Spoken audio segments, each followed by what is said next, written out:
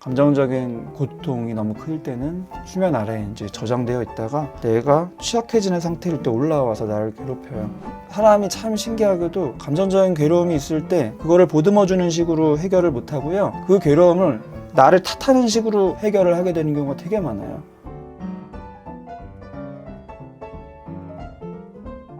안녕하세요. 멤버십 회원 라이브 상담 시간이 되었습니다. 공부하다가 옛날에 잊고 싶은 기억들이 의도치 않게 떠오를 때 기분이 많이 안 좋아지는 게 반복됩니다. 약도 복용하고 있지만 이런 트라우마 같은 기억들이 내면에서 소음처럼 들리네요. 안 그래도 하루 종일 앉아있는데 이런 생각에 방해받으면 스트레스가 커집니다. 요새는 집중력 약도 복용하기 시작했는데 이런 약들에 의존하고 시험 때문에 불안하기만 하고 스스로가 너무 취약하다는 생각에 자괴감만 쌓여오네요. 요새는 아무런 의욕도 생기지 않습니다. 공부만 아니라 삶의 모든 게 질리네요. 그냥 눈 감고 전부 지나가 버렸으면 좋겠네요. 대략 추정되는 거는 학생이실 수도 있고 어떤 취업 같은 준비일 수도 있고, 근데 제일 중요한 포인트로 제가 보이는 거는 예전에 뭔가 잊고 싶은 기억이 있는 거고 그런 트라우마 같은 기억들이 방해를 주는 거, 자꾸 떠오르는 거를 말씀하신 것 같아요. 이렇게 사연을 제가 이제 받고 다루고 특히나 라이브를 하는 가장 큰 이유는 채팅으로 뭐라도 이렇게 조금 더 표현을 해보고 하는 경험을 해보시도록 도와드리고 싶은 건데, 사연에 보면은 굉장히 막연하게 이제 쓰신 것 같아요. 구체적이지 않게. 그것도 나름의 이유가 있으실 수 있죠. 그래서 모든 게 괜찮지만 본인이 하실만 하면은 이게 무슨 상황인지 구체적으로, 그리고 내가 이 트라우마라고 표현하신 옛 안 좋은 기억이라는 게 어떤 건지 내가 표현하실 수 있는 만큼 수위를 조절해서 표현을 해 주시면 저가 이해하는 데 굉장히 도움이 되고요. 그러면 조금 더 도움 드릴 수도 있을 것 같고요. 다른 여기 계신 분들도 비슷한 경험을 하신 분들은 또 공감도 해주고 하실 수가 있는 게 이 멤버십 라이브의 메리트입니다. 본인이 원하는 대로 표현을 좀 하셔도 좋고요.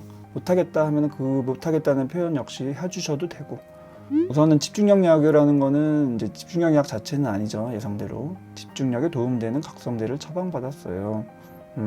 각성제라는 것도 어떤 약인지 몰라도 필요한 경우에 도움될 수도 있지만 근본적으로 감정 자체가 나를 힘들게 해서 그것 때문에 집중이 떨어지는 경우에는 근본적인 도움은 안 될 가능성이 너무 크죠. 왜냐면은 단순하게 이제 시험에 대한 불안 그것만 있다면은 좀 도움이 될 수도 있지만, 또 그냥 집중력 자체가 뭔가가 몰입이 안 된다면 도움이 될 수도 있지만, 그런 거랑은 좀 다르잖아요.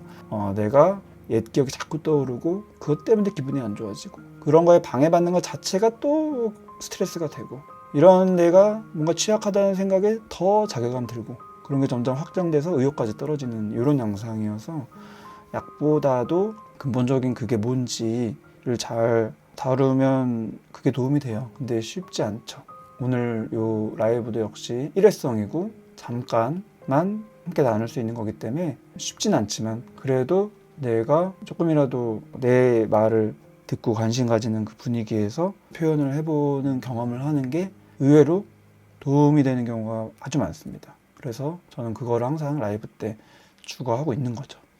학창 시절 때 저를 싫어했던 애가 교실에서 저를 어떤 XX가 하면서 의도적으로 수치스러운 욕을 하고 재미있어 하면서 계속 깠는데 무기력하게 1년간 당하고만 있었던 게 트라우마였다. 왜 그때 대처를 못하고 도피만 하고 있었는지 스스로 자괴감이 생겼고, 재수삼수하면서 갑자기 그런 기억들이 떠오르기 시작했고 그런 기억들의 빈도가 커지기 시작했다. 공부 때문에 스트레스를 받아서 이런 트라우마들이 더 많이 떠오르는 것 같다. 수험 생활을 하지 않을 때는 그런 기억들이 그렇게 많이 떠오르지는 않았던 것 같다. 네네, 이해가 아주 잘 됩니다. 그런 일이 있으셨군요. 실제로 말씀하셨듯이 어느 정도 잊고 지내던 것도 사실은 완전히 잊혀진 게 아니라서 감정적인 고통이 너무 클 때는 수면 아래에 이제 저장되어 있다가 내가 취약해지는 상태일 때 올라와서 나를 괴롭혀요. 그래서 그런 구체적인 내용 자체, 내가 힘들었던 과거의 내용 자체도 본인이 얘기하시는 게 어떤 느낌이신지 저는 간접적으로 인식이 돼요.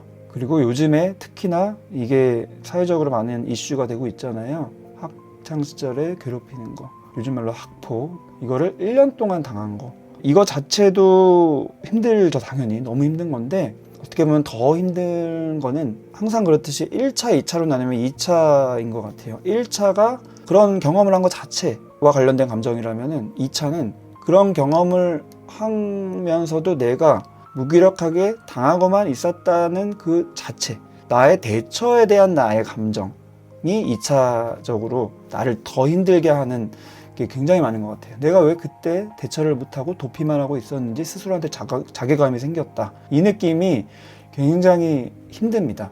자신감도 떨어뜨리고 나를 스스로 굉장히 낮아지게 만드는 그런 생각의 흐름인데, 우선 드리고 싶은 말씀이, 분명히 다른 사람은 모르는, 본인은 알고 있는, 하지만 기억은 못할 수 있는 그때 그 상황에서 본인이 느낀 감정, 또 생각, 여러 가지가 있어요. 그러니까 가만히 있었던 거예요.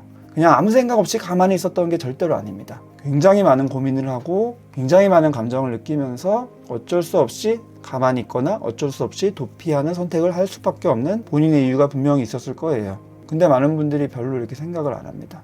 참 희한해요. 내가 괴로운 감정을 느끼면 내가 그 상황으로 이제 돌아가서 그때 내가 그럴 수밖에 없었던 그거를 잘 이렇게 헤아리는 게 트라우마 해소에 굉장히 중요한 건데, 많은 분들이 이런 얘기를 아무리 드려도 그렇게 못해요. 그 이유는 사람이 참 신기하게도 감정적인 괴로움이 있을 때 그거를 보듬어주는 식으로 해결을 못하고요, 그 괴로움을 나를 탓하는 식으로 더 힘들게 하는 식으로 해결을 하게 되는 경우가 되게 많아요. 그러면은 더 악순환이 돼요. 더 괴롭고 더 스트레스 커지고 더 후회되고. 그래서 분명히 그때 본인이 그랬을 만한 이유가 있을 거예요. 그거를 잘 헤아리시는 거를 권유드리고 싶어요.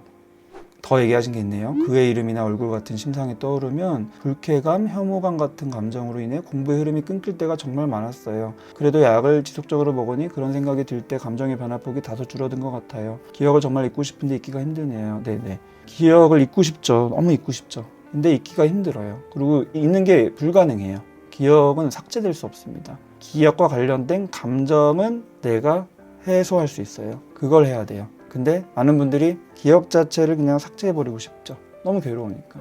사람의 마음이 참 아이러니해서 잊어야지 하면은 더 안 잊혀요. 트라우마는 특히 그래요. 내가 그거 생각하지 말아야지, 여기서부터 빨리 벗어나야지 할수록 더 그 안에 몰입되는 게 많아요. 그래서 힘을 빼고 가만히 그거를 들여다봐야 되는데 힘 빼고 들여다보기에는 너무 괴로워요. 그래서 실제로 상담을 할 때도 과거 얘기하는 게 쉽지 않습니다. 믿을 만한 상담가를 만나고 아주 천천히 하더라도 조금 하고 나서는 또 후회하고 괜히 했다 하고 괴로우니까. 하지만 방향성은 그게 맞는 방향이에요. 괴로울 뿐. 정신과에 꾸준히 다녀봤지만 학창시절 일을 궁금해하시지는 않고 과거를 바꿀 수는 없으니 나아져 보자고 저도 아는 정설만 얘기하셔서 이런 트라우마였던 기억을 누구한테 말하는 게 이번이 처음인 것 같아요. 아, 그러셨구나. 네. 아마 약물치료 위주로 하셨을 것 같고, 트라우마 치료는 약물치료도 중요해요. 도움이 분명히 되시는 게 있다고 하셨지만, 하지만 너무 그게 힘든 경우에는 약물치료만으로는 절대로 안 됩니다. 그 기억, 감정 기억에 다가가야 돼요. 아까 표현하신 거 2차적인 감정에 대한 표현, 내가 왜 그렇게 무기력하게 가만히 있었을까에 대한 대처 못하는 것에 대한 자괴감은 또 얘기 잘 하셨지만, 또 1차 감정으로부터 파생된 거기 때문에 1차적인 것도 사실은 중요합니다. 내가 그때 어땠는지, 쉽게 말하면 1년 동안 나한테 수치스러운 욕하고 재밌어 하면서 까고 그랬을 때 어땠는지, 그거를 분명히 본인은 기억하거나 그 감정이 있을 텐데 얘기하기조차, 떠올리기조차 싫을 수 있어요. 괴로우면 안 해도 되지만 지금 이 분위기에서 좀 할만하면 조금 얘기해 보셔도 괜찮습니다. 잘 표현하셨네요. 과거에 제가 구체적으로 어떤 생각과 감정을 가졌는지 오래전 일이라 머릿속에서 꺼내는 게 괴롭기도 하고 어렵기도 하네요. 당연합니다. 심한 수치심을 가졌던 기억들이 파편적으로 떠올라요. 네네. 제이님도 이제 공감을 하시고 너무너무 힘드셨을 것 같고 오랜 세월 버텨셨을 것 같다. 고생하셨다. 특히 관중이 있으면 수치심이 몇천 배가 되는 것 같다. 비슷한 상황을 겪어봤을 때 그렇더라. 이거는 학창 시절에도 그렇지만 심지어 뭐 정체성이 어느 정도 형성된 성인도 마찬가지예요. 그러니까 직장 내도 그렇고 뭐 사회생활하는 게 다 그런 그룹이잖아요. 그 그룹 안에서 얼마나 이게 소문 같은 게 많은 영향을 미쳐요. 생명의림님이 그랬다. 둘이 있는 상황이 아니었다는 거죠. 그거 되게 달라요. 교실에서 애들 다 있는 데서 나를 저격하는 말을 하니까 수치심이 매우 컸던 것 같다. 다른 애들한테 내가 얼마나 한심하게 보였을지도 많이 생각한 것 같다. 그렇게 돼요. 그리고 일부러 1대1보다는 이렇게 관중이 있는 데서 그런 행동을 합니다. 왜냐하면은 그렇게 괴롭히는 애들은 공감 능력이 떨어지고 우월감을 획득하기 위해서 다른 아이를 공격하고 관중이 있는 앞에서 그런 행동을 하면서 우월감을 획득하는 양상이기 때문에 그게 학창시절에 잠깐 그러는 게 아니에요. 성인 돼서도 계속 그러고 다닐 겁니다. 그게 굉장히 부정적인 영향을 주변 사람들한테 미치죠.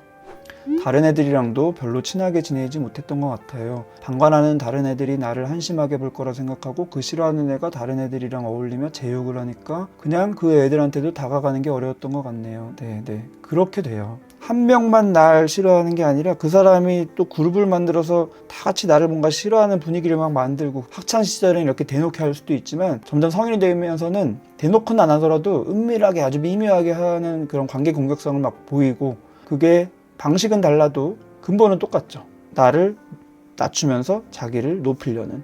그리고 옆에 있는 방관자는 단순한 방관자, 그냥 가만히 있는 방관자도 있고요. 그 애가 같이 나를 그런 분위기로 몰아가는 거를 너무 강하게 또 요구해서 어쩔 수 없이 그 애 편에 서는 아이도 있고 이게 카테고리가 돼 있어요. 근데 어쨌든 중요한 거는 나는 그 상황에서 입체적으로 감정을 느낄 수밖에 없는 거예요. 얘는 나를 어떻게 볼까? 얘는 나를 어떻게 볼까? 그런 게 생각도 있고 감정도 있고 그게 지금까지도 자꾸 연상이 된다는 거는 그때에 해결되지 않은 감정들이 있는 거고 이거를 해결하시는 게 너무 중요하다는 얘기를 저는 드리고 싶고 약물 치료가 한계가 분명히 있는 상황이고 이거를 이제 제대로 된 상담 치료를 하시는 게 너무 중요하다는 얘기를 드리고 싶고 이게 좀 괴로울 수도 있지만 그래도 내 감정에 조금은 더 편안하게 공감받으면서 나 스스로도 내 그때 감정에 공감을 해보는 이 경험을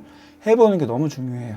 그거를 오늘 한 번이라도 조금이라도 맛보셨으면 좋겠어서 제가 괴로운 거 알지만 그냥 덮어드리고 싶지만 그래도 기회가 됐으니까 조금이라도 스스로 이렇게 보실 수 있도록 살살 같이 하고 있는 겁니다.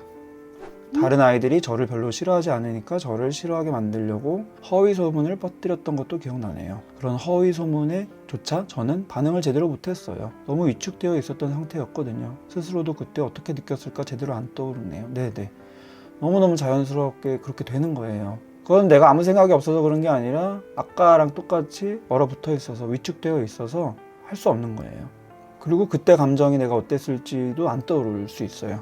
단순히 그때 경험이 괴로운 경험이고 수치심이고 떠오르기 싫은데 공부할 때 떠오르고 그런 거는 그냥 그런 1차적인 게 아니라 사연의 후반에 얘기하신 것처럼 그냥 의욕 자체가 안 생긴다? 공부뿐만 아니라 삶의 모든 게 질린다. 이런 뭔가 체념의 느낌, 의욕이 떨어지고 무기력해지는 이 느낌과 관련이 아주 많이 돼요.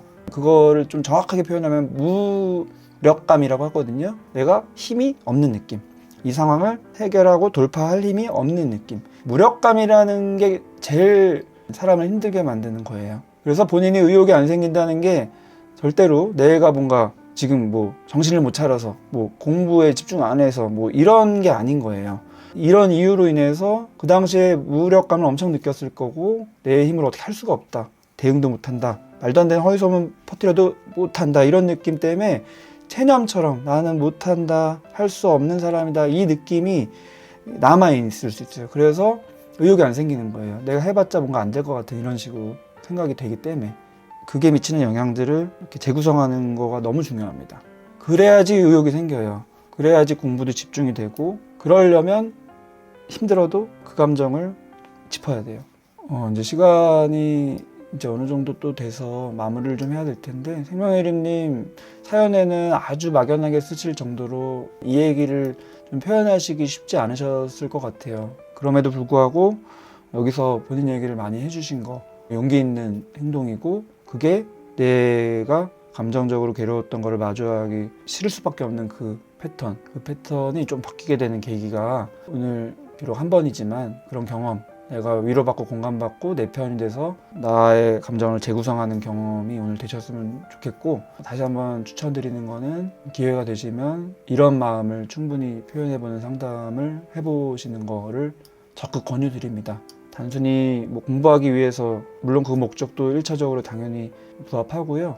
인생 전체를 봤었을 때 너무 중요해요. 내가 내 삶을 내가 주인이 돼서 진취적으로 의욕적으로 살아가기 위한 그 힘이 되는 측면에서 지금 그게 없는 느낌을 받기 때문에 의욕이 안 생기는 거거든요. 절대로 본인이 뭔가 그냥 아무 생각 없는 나태한 그런 사람이라는 게 아니라는 거 아마 아실 거예요. 이런 이유들이 다 있는 거니까 잘 헤아리시면 좋겠습니다. 천천히. 영상이 도움되셨으면 구독, 좋아요, 댓글, 알림 설정도 부탁드리겠습니다. 시청해주셔서 감사합니다.